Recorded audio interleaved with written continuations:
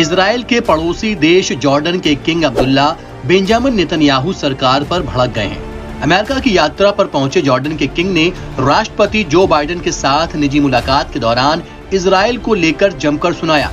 King Abdullah ने कहा कि इजराइल का राफा अभियान फिलिस्तीनी नागरिकों के नए नरसंहार की ओर ले जाएगा। उन्होंने अंतर्राष्ट्रीय समुदाय से अपील की है कि वो तत्काल इसे रोकने के लिए कदम उठाए। जॉर्डन खाड़ी देशों में अमेरिका के सबसे करीबी दोस्तों में से एक है। ईरानी हमले के बाद जॉर्डन के फाइटर जेट ने तेहरान के ड्रोन को अपने फाइटर जेट से मार गिराया था। जॉर्डन के शाही कोर्ट से जारी बयान में कहा गया है, किंग ने व्हाइट हाउस में इजरायली सेना के जमीनी सैन्य अभियान के दुष्परिणामों को लेकर चेतावनी दी है, जो इस संघर्ष को पूरे क्षेत्र में ले जाएगा।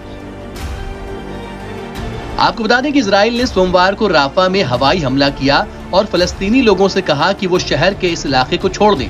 राफा में करीब 10 लाख लोग हैं जो पिछले 7 महीने से चल रही लड़ाई के बाद इस इलाके में आ गए हैं।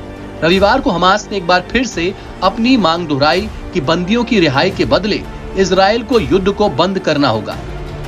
इससे पहले अमेरिका के राष्ट्रपति ने फोन करके नेतन्याहू से कहा था कि वो राफा में बड़ा सैन्य अभियान नहीं चलाएं। उन्होंने इससे पहले भी कई बार इजराइल से जोर देकर कहा है कि आम नागरिकों को लेकर बिना किसी प्लान के कोई भी सैन्य अभियान नहीं चलाएं। वहीं किंग अब्दुल्ला ने बाइडेन के साथ मुलाकात के दौरान चेतावनी दी कि इजराइल का राफा पर हमला एक नए नरसंहार की ओर ले जा सकता है, जहां 14 लाख आंतरिक रूप से विस्थापित लोग हैं।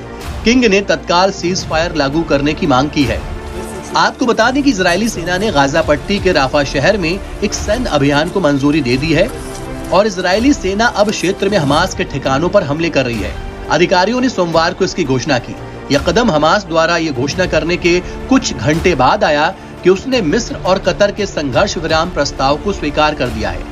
इजरायली प्रधानमंत्री बेंजामिन नेतन्याहू के कार्यालय ने कहा, यह प्रस्ताव इजराइल की आवश्यक मांगों से बहुत दूर था, लेकिन फिर भी वो संघर्ष विराम समझौते पर बातचीत जारी रखने के लिए वार्ताकारों को भेजेंगे। हमास ने सोमवार को घोषणा की थी कि उसने मिस्र और कतर के संघर्ष विराम प्रस्ताव को स्वीकार कर लिया है, लेकिन इजराइल ने कहा कि वो प्रस्ताव का अध्ययन कर रहा है। इस वजह से निश्चित नहीं है कि गाजा में 7 महीने से चल रहे युद्ध को रोकने के लिए कोई समझौता हुआ है। नहीं, आगे और भी खून खराबे की आशंका को रोकने के लिए समझौता आशा की पहली किरण था।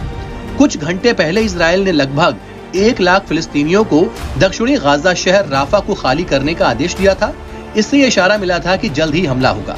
अमेरिका और इजराइल के अन्य प्रमुख सहयोगी देश राफा पर हमले का विरोध कर रहे हैं। इस शहर में लगभग 14 लाख फलस्तीनी शरणार्थी हैं, जो गाजा की आधी से अधिक आबादी के बराबर है। हमास की घोषणा के बाद राफा में फिलिस्तीनी खुशी से झूम उठे थे। उन्हें इससे हमला टलने की उम्मीद थी, लेकिन अब इजराइल ने वहां पर बड़ा हमला किया है। हंगामा टाइम्स की तमाम खबरों को देखने के लिए हंगामा टाइम्स को सब्सक्राइब कर लीजिए और बेल आइकन दबा लीजिए। अगर आपको ये वीडियो अच्छा लगा हो तो लाइक बटन प्रेस कर अपनी प्रतिक्रिया हमारे कमेंट बॉक्स में देना मत भूलें।